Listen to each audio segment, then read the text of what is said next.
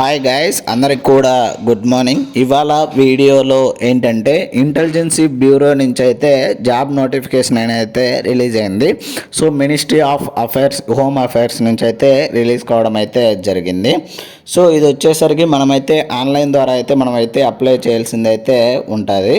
So దీని యొక్క official website వచ్చేసరికి www.mhc.gov.in అనే వెబ్సైట్లోకి అయితే అప్లై చేయాల్సింది అయితే ఉంటుంది, లేదా www.ncs.gov.in అనే వెబ్సైట్లోకి వెళ్ళి అయితే మనమైతే అప్లై చేయాల్సింది అయితే ఉంటుంది.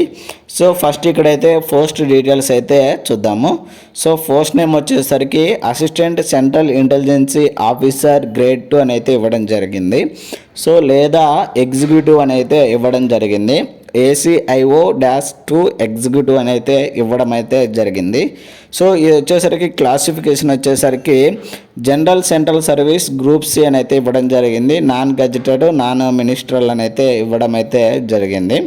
సో నెక్స్ట్ వేకెన్సీ డీటెయిల్స్ వచ్చేసరికి మొత్తం మనకు రిలీజ్ అయిన జాబ్స్ వచ్చేసరికి 3717 జాబ్స్ అయితే రిలీజ్ అయితే అయ్యాయి.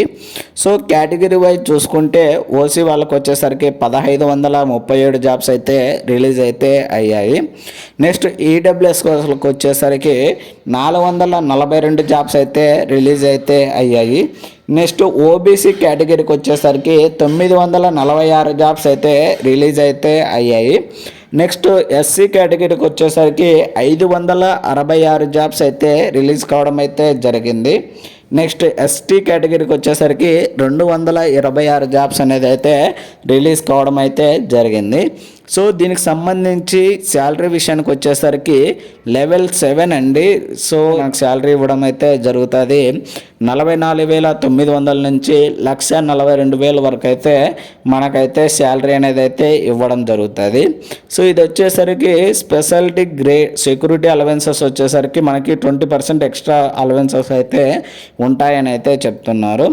సో ఎవరైనా కానీ వీడియోను కొత్తగా చూస్తున్నట్లయితే ప్లీజ్ లైక్ చేసి సబ్స్క్రైబ్ అయితే చేయండి గైస్, ఇలాంటి మరిన్ని వీడియోస్ అండ్ మరిన్ని అప్డేట్స్ కోసం.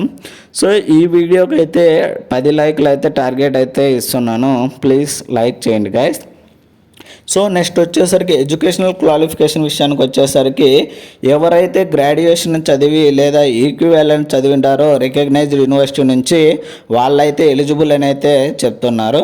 సో ఇక్కడ వచ్చేసరికి నెక్స్ట్ ఏజ్ లిమిట్ విషయానికి వచ్చేసరికి 10వ తేదీ ఆగస్ట్ 2025 నాటికైతే కౌంట్ అయితే చేస్తున్నారు. సో ఏజ్ వచ్చేసరికి 18 నుంచి 27 సంవత్సరాల మధ్యలో అయితే ఏజ్ అనేది అయితే ఉండాలని అయితే చెప్తున్నారు. So upper age limit SC ST విషయాలు ఏజ్ రిలాక్సేషన్ విషయానికి వచ్చేసరికి ఎస్సీ అండ్ ఎస్టీ కేటగిరీకి వచ్చేసరికి 5 ఇయర్స్ అయితే ఇవ్వడం జరిగింది. అండ్ ఓబీసీ కేటగిరీకి వచ్చేసరికి 3 ఇయర్స్ అయితే ఇవ్వడం జరిగింది. సో ఇలా ఏజ్ రిలాక్సేషన్ సంబంధించి డీటెయిల్స్ అయితే ఇక్కడైతే ఇవ్వడం అయితే జరిగింది. సో నెక్స్ట్ వచ్చేసరికి service liability and scheme of examination అయితే చూద్దాము. ఇది వచ్చేసరికి ఎగ్జామినేషన్ వచ్చేసరికి 2 టైర్స్లో ఎగ్జామ్ అనేది అయితే ఉంటుంది. టైర్ 1 వచ్చేసరికి 100 ఆబ్జెక్టివ్ క్వశ్చన్స్ ఉంటాయి, మల్టిపుల్ చాయిస్ అండి. సో ఇవి వచ్చేసరికి ఏంటంటే ఫస్ట్ వచ్చేసరికి ఈచ్ వచ్చేసరికి ఒక క్వశ్చన్కి 1 మార్క్ ఉంటుంది. సో ఫస్ట్ వచ్చేసరికి కరెంట్ అఫైర్స్ టాపిక్ వచ్చేసరికి general studies and numerical aptitude, and C వచ్చేసరికి reasoning and logical aptitude, and 5th one వచ్చేసరికి ఇంగ్లీష్ అని అయితే ఇవ్వడం అయితే జరిగింది. సో నెగిటివ్ మార్కింగ్ విషయానికి వచ్చేసరికి 1/4 అయితే నెగిటివ్ మార్కింగ్ ఉంటుందని అయితే చెప్తున్నారు. సో నెక్స్ట్ వచ్చేసరికి దీనికి వచ్చేసరికి మొత్తం టైం వచ్చేసరికి 1 అవర్ టైం అయితే ఉంటుంది. ఎగ్జామ్ వచ్చేసరికి ఆ మార్క్స్ వచ్చేసరికి 100 మార్క్స్కి అయితే మనకైతే ఎగ్జామ్ అయితే కండక్ట్ చేయడం అయితే జరుగుతుంది. సో ఈ టైర్ 1లో ఎవరైతే క్వాలిఫై అవుతారో వాళ్ళకు వచ్చేసరికి టైర్ 2 ఎగ్జామ్ అయితే కండక్ట్ చేయడం జరుగుతుంది. 50 మార్క్స్కి ఎగ్జామ్ అయితే కండక్ట్ చేయడం జరుగుతుంది. టైం వచ్చేసరికి 1 అవర్ అయితే కండక్ట్ చేస్తారండి. సో ఫస్ట్ వచ్చేసరికి ఇంగ్లీష్ కాంప్రహెన్షన్ వచ్చేసరికి 10 మార్కులకు ఉంటుంది. అండ్ దాని తర్వాత వచ్చేసరికి long answer answer type questions ఉంటాయి, 2 క్వశ్చన్స్ ఉంటాయి, 10 మార్క్స్ ఉంటాయి ఈచ్ దానికి. సో నెక్స్ట్ వచ్చేసరికి కరెంట్ అఫైర్స్, ఎకనామిక్స్ లేదా దానికి సంబంధించి ఇష్యూస్, సోషల్ పొలిటికల్ ఇష్యూస్ అయితే 20 మార్క్స్కి అయితే ఉంటాయని అయితే చెప్తున్నారు. సో ఇది టైర్ 1 అయితే కంప్లీట్ అయిన తర్వాత మనకైతే ఇంటర్వ్యూ అయితే కండక్ట్ చేయడం జరుగుతుంది. 100 మార్క్స్కి అయితే ఇంటర్వ్యూ అయితే కండక్ట్ చేయడం జరుగుతుందని అయితే చెప్తున్నారు. సో దీనికి సంబంధించి కట్ ఆఫ్ మార్క్స్ డీటెయిల్స్ అయితే అవుట్ ఆఫ్ 100కి సంబంధించి ఎన్ని వస్తాయి ఏంటని అయితే ఇక్కడ ఇవ్వడం జరిగింది. ఓసీ టైర్ 1లో ఏంటంటే ఓసీ కేటగిరీకి వచ్చేసరికి 35% రావాలి, అండ్ ఓబీసీ వాళ్ళకి వచ్చి 34, అండ్ ఎస్సీ ఎస్టీ వాళ్ళకి వచ్చేసరికి 33, అండ్ ఈడబ్ల్యూఎస్ వాళ్ళకి వచ్చేసరికి 35 రావాలని అయితే ఇక్కడైతే క్లియర్గా అయితే చెప్తున్నారు. అండ్ మ్యాథ్స్ వచ్చేసరికి ఇక్కడైతే ఇవ్వడం జరిగింది చూడండి, అవుట్ ఆఫ్ 50కి టైర్ 2లో ఏంటంటే 17 అనేది రావాలని అయితే ఇక్కడైతే చెప్తున్నారు. And city of examination centres విషయానికి వచ్చేసరికి ఇక్కడైతే సెంటర్స్ అయితే 5 ఆప్షన్స్ అయితే పెట్టుకోవచ్చు, అంటే ఎగ్జామినేషన్ సెంటర్స్ అయితే. సో ఎలా అప్లై చేయాలంటే ఆల్రెడీ మనం చెప్పుకున్నాం కదా, అఫీషియల్ వెబ్సైట్ www.mhgov.in అనే వెబ్సైట్లోకి వెళ్ళి అప్లై చేయాల్సింది అయితే ఉంటుంది, లేదా www.ncsgov.in అనే వెబ్సైట్లోకి వెళ్ళి అయితే మనమైతే అప్లై చేయాల్సింది అయితే ఉంటుంది. So online application starting date వచ్చేసరికి 19వ తేదీ జూలై 2025 స్టార్ట్ అయ్యి 10వ తేదీ ఆగస్ట్ 2025 నాటికైతే ఎండ్ అయితే అవుతుంది. రిజిస్ట్రేషన్ డన్ వచ్చేసరికి అదే సేమ్ ఇందాక మనం చెప్పుకున్నాం కదా అని అయితే చెప్తున్నారు. అండ్ అప్లికేషన్ ఫీజు విషయాలకు వచ్చేసరికి ఫీజు డీటెయిల్స్ అయితే 2 కాంపోనెంట్స్ అయితే ఉన్నాయి. సో ఒకటి వచ్చేసరికి ఫస్ట్ వచ్చేసరికి ఎగ్జామినేషన్ ఫీజు వచ్చేసరికి 100 రూపాయలు అండి, అండ్ రిక్వైర్మెంట్ ప్రాసెస్ ఛార్జెస్ వచ్చేసరికి 550 రూపీస్ అయితే ఉంటుంది.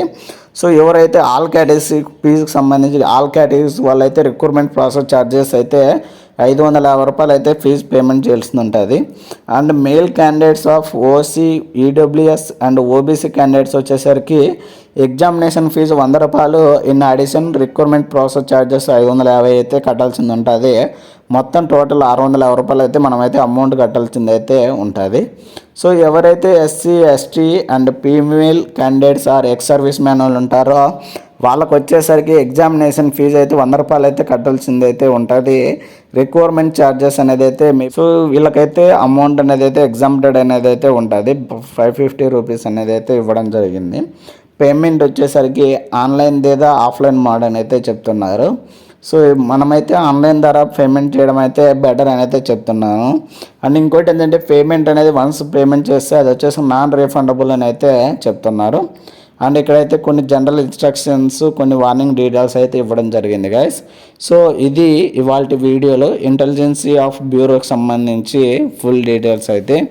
సో ఇలాంటి మరిన్ని వీడియోస్ అండ్ మరిన్ని అప్డేట్స్ కోసం please like, share and subscribe చేసుకోవడం అయితే మర్చిపోదండి గైస్. Thank you.